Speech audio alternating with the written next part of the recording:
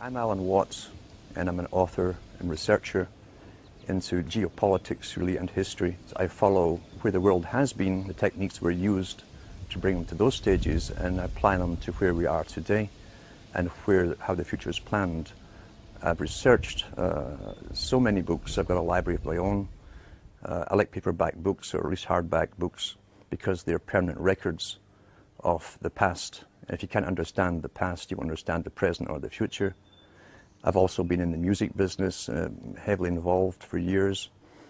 And I saw how culture creation worked from the top, and how generations were swayed into new fashions, new ideas. I've been following the histories of what's now called the New World Order for many, many years.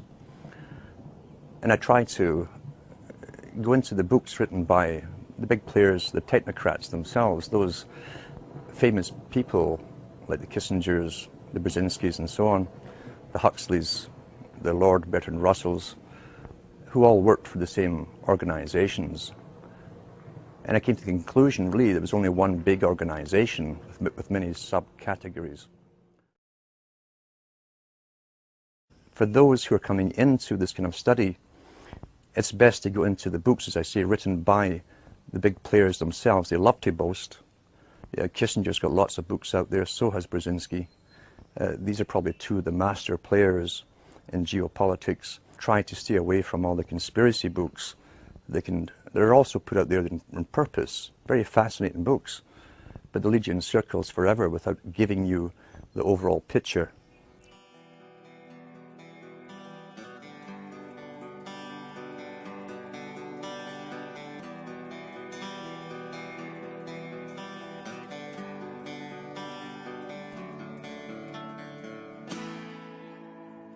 Now, along with the introduction of the internet, we've got to remember too, the government agencies also set up and promoted chat rooms and all the rest of it.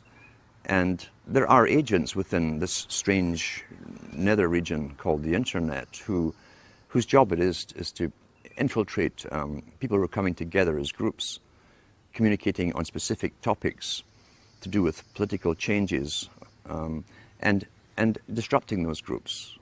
So already it's a battlefield, and they called it the cyber wars long before they even gave this internet to the people. It'd been an informational war, they said in all the papers. Therefore, government intelligence agencies would have to expand their roles with mandates to also be in this invisible world where they would manipulate various groups from within as well. There's also a lot of nonsense, of course, on the internet too, which can take you down conspiracy paths. I hate the term conspiracy because the government wants us to use it like we're some sort of hobbyists and some sort of kooks. I don't use the term. But that's become the most popular type of site now, is conspiracy site.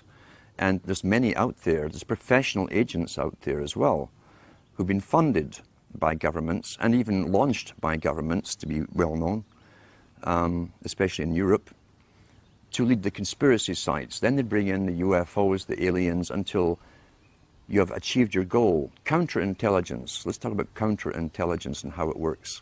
What is intelligence? Intelligence gathering is sending agents out to simply listen. To listen in marketplaces, bars, cafes, as to what the people are discussing. Lawrence of Arabia, in his own book, Seven Pillars of Wisdom, was trained as an agent. He was trained in Arabic languages. He was given lots of money, he and 11 other people, trained from Cambridge, and sent over to the Arabic countries to start up Arabic newspapers.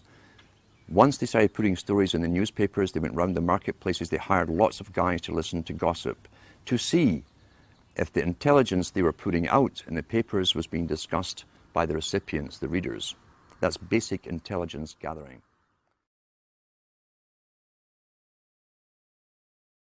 What is counterintelligence? Counterintelligence, from a government's perspective, is taking information and data that could be crucially, it could be bad for the ruling regime, and finding ways to counter that knowledge, counter it, what you do, standard-wise, if you can't defame the person who's bringing out a truth or kill them, is to bring out your own heroes. Launch them well, finance them well into the same area, saying the same stuff that others are talking about. It's called intelligence, giving out facts. And once they have the following, then they start bringing in aliens and UFOs, and they bring in the New Age, the whole New Age religion into it. Spirituality is the big term they're using today. Until a newcomer, a skeptic, will hear this stuff from the paid agent, who's very good, who says gives the same data as the person who doesn't go into the UFOs and so on. But the guy who doesn't go into the UFOs, aliens, reptilians, and all the rest of it, suddenly is thrown out with the other guy. You're classified with them by association. Your topics are associated. Even though you stay clear of the fantasy stuff, the disinformation, you'll be lumped along with them. And then you've countered the intelligence. When you mention the facts, people laugh at you, say, oh, you probably believe that the aliens are running the world now. And that's it. That's counterintelligence. And that is also all over the internet.